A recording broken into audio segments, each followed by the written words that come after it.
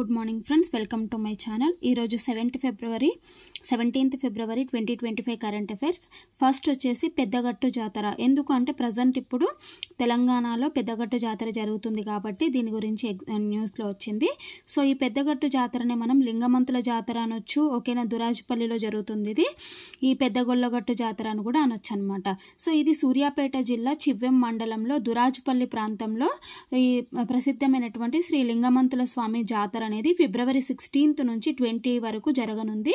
ఎన్ని రోజుల పాటు జరుగుతుందంటే 5 days పాటు జరుగుతుంది. ఈ జాతర 2 yearsకి ఒకసారి. మనకి ఎట్లాగైతే మేడారం 2 సంవత్సరాలకు ఒకసారి జాతర జరుగుతుందో అట్లాగే పెద్దగట్టు జాతర కూడా 2 సంవత్సరాలకు ఒకసారి జరుగుతుంది. 5 days పాటు జరుగుతుంది. అట్లాగే మొదటి రోజు ఏం చేస్తారు అంటే సూర్యాపేట గ్రామీణ మండలం కేసారం గ్రామం నుండి దేవరపట్టెను ఊరేగింపుగా తీసుకొస్తారనమాట. అట్లాగే నైవేద్యం గంపలు ఉంటాయి కదా, ఆ నైవేద్యం గంపలతోటి గుడి చుట్టూ ప్రదక్షిణాలు చేస్తారు. అది మొదటి రోజు కార్యక్రమం. ఏంటి, కేసారం నుంచి దేవరపట్టెను తీసుకొని రావడము, నైవేద్యంతో ప్రదక్షిణాలు చేయడము. రెండవ రోజు ఏం చేస్తారు అంటే స్వామివారికి బోనాలు సమర్పిస్తారు, జాగిలాలు పోస్తారనమాట. అది రెండవ రోజు. మూడవ రోజు ఏంటి అని అంటే గుడి ఎదుట పూజారులు చంద్రపట్నం వేస్తారనమాట మూడవ రోజు. నాలుగవ రోజు ఏం చేస్తారంటే నెలవారం చేయడము, దేవరపెట్టెను తిరిగి కేసరం గ్రామానికి తీసుకొని వెళ్తారనమాట. అది 4వ రోజు. 5వ రోజు ఏం చేస్తారంటే మకర తోరణము ఊరేగింపు చేయడం తోటి ఈ జాతర అనేది ముగుస్తుంది. సో దేవరపెట్టెను తీసుకురావడంతో స్టార్ట్ అయ్యి మకర తోరణం ఊరేగింపుతోటి జాతర అనేది ముగుస్తుంది. ఈ 5 daysలో ఏ రోజు ఏమేమి చేస్తారనేది కూడా మనం గుర్తుపెట్టుకోవాలన్నమాట, ఓకేనా. అది first current affair. So second current affair ఏంటి అంటే ఆల్ ఇండియా పోలీస్ డ్యూటీ మీట్లో తెలంగాణ పోలీసుల ప్రతిభ. సో మనకి జార్ఖండ్ రాజధాని రాంచీలో జరిగిన 68వ ఆల్ ఇండియా పోలీస్ డ్యూటీ మీట్లో తెలంగాణ పోలీసులు సత్తా చాటారనమాట.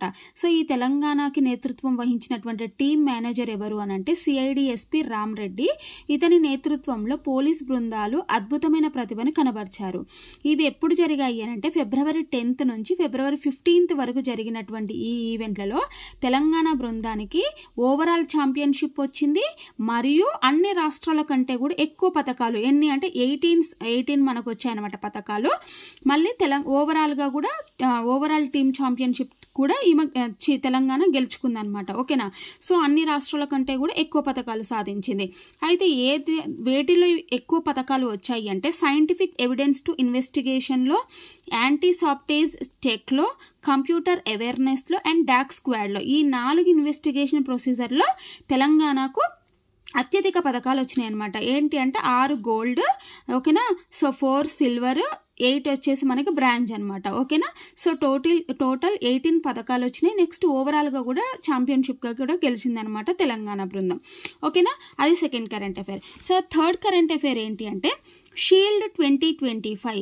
ఈ షీల్డ్ 2025 దేని గురించి అనంటే సో ఈ మధ్య కాలంలో సైబర్ నేరాలు అనేవి ఎక్కువగా పెరిగిపోతున్నాయి అనమాట, ఓకేనా. సో ఆ సైబర్ నేరాలను అరికట్టడం కోసం షీల్డ్ 2025ని మనకి ఎవరు కండక్ట్ చేస్తున్నారు అని అంటే సైబర్ సెక్యూరిటీ బ్యూరో ఆధ్వర్యంలో society for Cyberabad security council ఈ ఇద్దరు కలిసి ఫిబ్రవరి 18th and 19th అంటే రేపు అండ్ ఎల్లుండి హైదరాబాద్లో హెచ్ఐసిసి వేదికగా షీల్డ్ 2025 అనే పేరుతోటి సదస్సు జరగనుందనమాట. ఈ సదస్సులో ఎవరు పాల్గొనున్నారు అంటే ఐ4సి అంటే ఏంటి అని అంటే Indian cyber crime coordination centre అనమాట. అంటే 4 C's ఉన్నాయి కాబట్టి ఐ4సి అని అంటున్నారు. ఈ ఐ4సి సిఇఓ అయినటువంటి రాజేష్ కుమార్, ఇతనితో పాటు దేశవ్యాప్తంగా వివిధ ప్రభుత్వ ప్రైవేట్ సంస్థల యొక్క నిపుణులు కూడా ఇందులో పాల్గొననున్నారు. ఏంటి అని అంటే సైబర్ నేరాల మీద ఎట్లా మనం ఎదుర్కోవాలి అని చెప్పేసి వీళ్ళు స్పీచ్లు ఇస్తారనమాట, ఓకేనా. సో ఈ సైబర్ నేరాలు అనేది మనకి లాస్ట్ ఇయర్తో పోలిస్తే 43% పెరిగాయి అనమాట, ఓకేనా. సో ఇలా 43% పెరిగాయి కాబట్టి ఈ నేరాలను అరికట్టడం కోసం షీల్డ్ 2025ని so February 18th and 19th చేయబోతున్నారు ఈ సదస్సుని, ఓకేనా. అట్లాగే నెక్స్ట్ కరెంట్ అఫైర్ వచ్చేసి ఏంటి అంటే దేశంలో నమోదైనటువంటి డ్రోన్స్, ఓకేనా. సో డ్రోన్స్ తెలుసు కదా మనకి.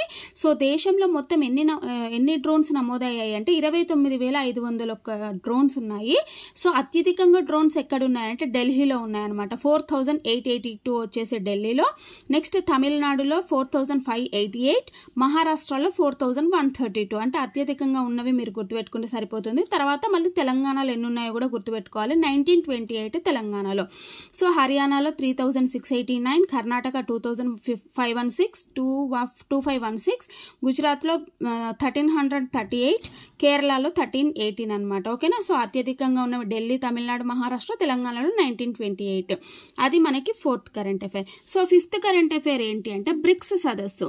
సో మనకు అసలు బ్రిక్స్ అంటే ఏంటి అని అంటే, సో బ్రిక్స్లో ఎలాంటి దేశాలు ఉంటాయంటే Brazil, Russia, India, China and south Africa. ఈ సౌత్ ఆఫ్రికా 2010లో చేరింది, దానితోటి ఇది బ్రిక్స్గా మారిందనమాట. సో ఈ బ్రిక్స్ సదస్సు అనేది ఈ ఇయర్ అంటే 2025లో జూలైలో బ్రెజిల్లో జరగనుంది. సో ఓకేనా.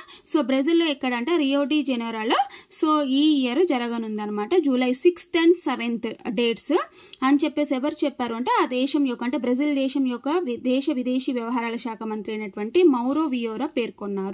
మరి లాస్ట్ ఇయర్ ఎక్కడ జరిగిందో కూడా అడుగుతారు కదా. 2024లో బ్రిక్స్ సదస్సు ఎక్కడ జరిగింది అంటే రష్యాలోని కజాన్ నగరంలో జరిగిందనమాట.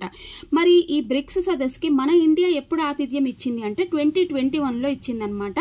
ఆ 2021లో అప్పుడు జరిగిన శిఖరాగ్ర సదస్సు ఏంటంటే 13వ బ్రిక్స్ శిఖరాగ్ర సదస్సుకి మన ఇండియా ఆతిథ్యం ఇచ్చిందనమాట, అంటే అధ్యక్షత వహించింది. అప్పుడు ఉన్నటువంటి థీమ్ ఏంటి అంటే బ్రిక్స్ ఎట్ ద 15, కొనసాగింపు, ఏకీకరణ, ఏకాభిప్రాయం కోసం బ్రిక్స్ అంతర్గత సహకారం.